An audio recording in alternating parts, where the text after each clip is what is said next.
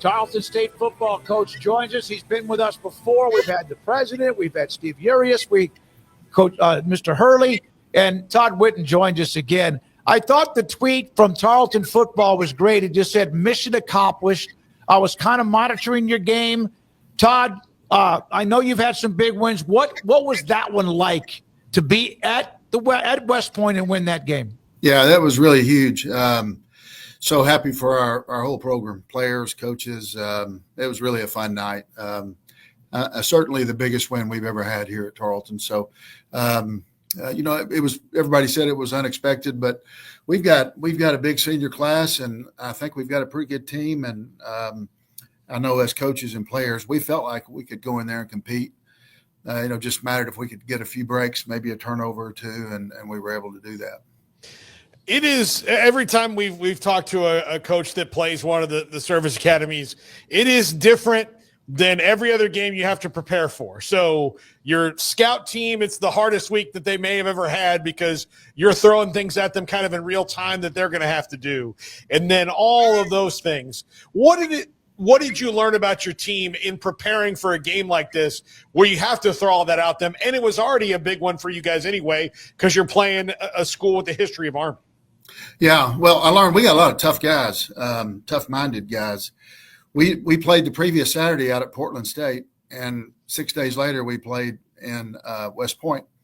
So kind of had a short week. Thank goodness we're allowed to spend more time during the summer months nowadays working with our players. And so we'd spent a good bit of time working on the option. And so we were ahead of schedule a good bit. But, yeah.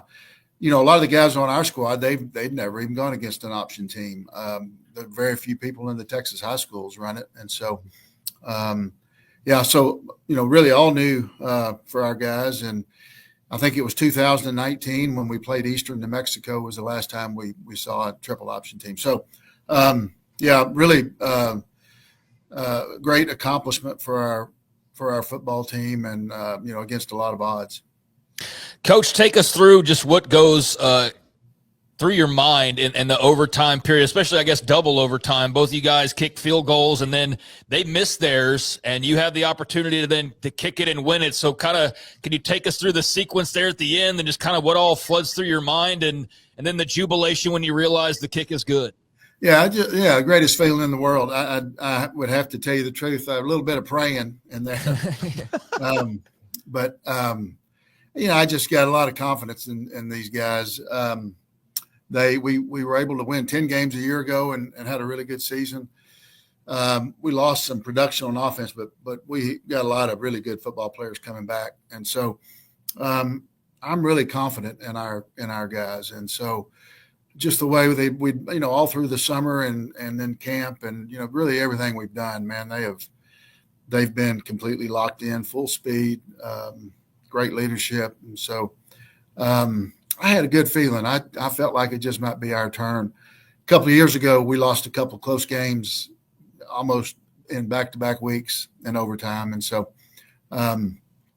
these things have a way of coming and going for you. And so I felt like maybe it was our turn. Todd, with all that Tarleton has done, and we've tried to tell that story along the way, can you measure what a game like this means to all of the momentum that's going on, whether it's the facilities or the march to get into higher levels of what you're doing? Can you kind of put this into words? I think so. I mean, yeah, monumental, just as big as it gets, I think. And we needed that as we're trying to find our way in this Division I journey. Our goals are really high, and one day we expect to be playing in the FBS. We're not sure when that's going to be, but in the meantime, we want to compete for championships and we want to make the FCS playoffs every year and be one of the best FCS programs in the country. And so right now I think we fit into that category. So still got a lot of work to do. We're far from arriving, and we don't feel that way at all. But we have been getting better and better really through kind of with each year as we've left Division II and gone into Division I FCS and we're continuing to improve, I think, both in recruiting, on the field, really in everything that we're doing. When you get into an overtime game, how much do you get to enjoy it in the moment? Or is it terrifying in the moment? Because those are like those special situations you work on at the end of practice of, we're going to be here and this is our strategy. What is it like in the mind of a coach when you're like, okay, it's overtime now, normal things don't really apply? Yeah, everything's moving kind of fast. The other day, before on game day, before we played Portland State, somebody said, "Well, game day's finally here, Coach. I know you're excited for that." And I thought, for me, game day is like 3 hours of gut wrenching hell. It's tough duty out there. But and you get into the overtime deal, and it kind of, a lot of things going in different directions. You always want to try to play on defense first. We played down on, in our student section, which, by the way, we had all of our ROTC kids were there. We probably had 300 or 400 fans in our end zone. And so we played down there to get started. We both kicked the field goal. And so we had to go down to the other end after that where their cadets were. And that's where we ultimately won the game. But the kicker transferred to us from Angelo State, Larson. Mm-hmm. Yep. And he really had kind of been our backup, and our starting kicker had a hip injury. And so Larson stepped in and obviously did a great job. But so, yeah, you just never know. And, Larson's just such a fine young man. And so I was really happy for him as well. So how much does the EECU Center, which is state-of-the-art with what you've done, sports medicine, coaches, student, all of it, integrated nutrition center, locker rooms. Tell me what that's like to have that available now. Well, it's just huge, really. I think, anytime we do something really big on our campus, it benefits our football program. And we have gotten plenty of things for our football program. We've got a new weight room, and our stadium's been remodeled and redone and enhanced. Our field house has been gutted, completely redone. I think we've spent about $45 million on football over the last 6 or 8 years. And so we're really blessed. We've got probably one of the nicest coliseums in the whole state of Texas at any level. Mm-hmm. And so, you bet that'll be one of the first places we take our recruits.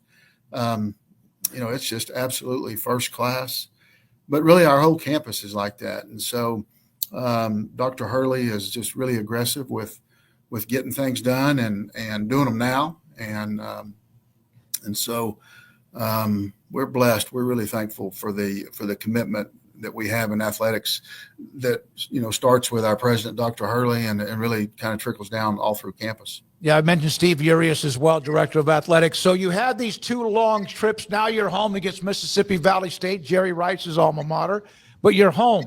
How much do you need to be home after the 2 long trips and the emotions of winning at West Point? Yeah, that's going to be big. We've got great students.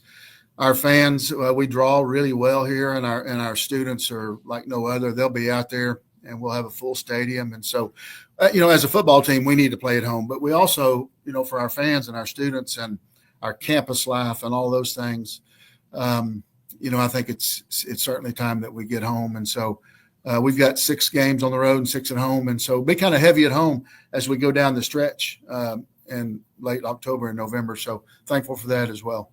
Todd Witten, Tarleton State football coach after the win at West Point, SFA grad, coached at Sam Houston State. You've had success. You have a hell of a record at Tarleton State. You've settled in there and have been there a couple of different times.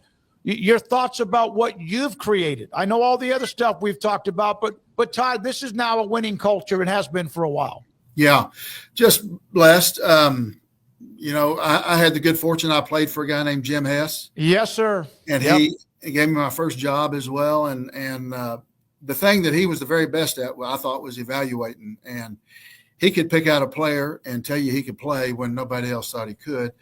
And coming up through the small college ranks and being a head coach and all, I think that's critical. And so I think that has helped me as much as anything. But Tarleton's my school, and it's so I'm so thankful that they'll have me, and we've had good success, and I think we're getting better, and so our program's blessed, and me personally, I've been really blessed for this opportunity as well.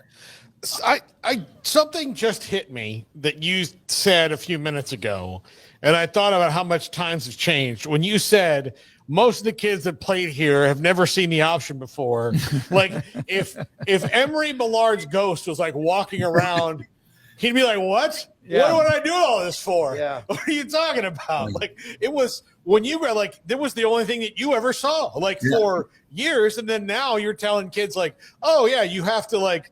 Watch, there's a back that's only 2 yards behind him that he might give the ball to. There's a sniffer like right what's behind going on here? Yeah, it's got to be wild. Yeah. I took a little time every day during practice and walked around through the defensive drills and whatnot. And I asked a bunch of the guys, most of them I said, have you ever played against a triple option team? And about 8 out of 10, the answer was no, never seen it. And so I was really kind of curious, but that's the truth of it nowadays. Yep, and if you don't get that right early, man, you are screwed, because then they confuse even more.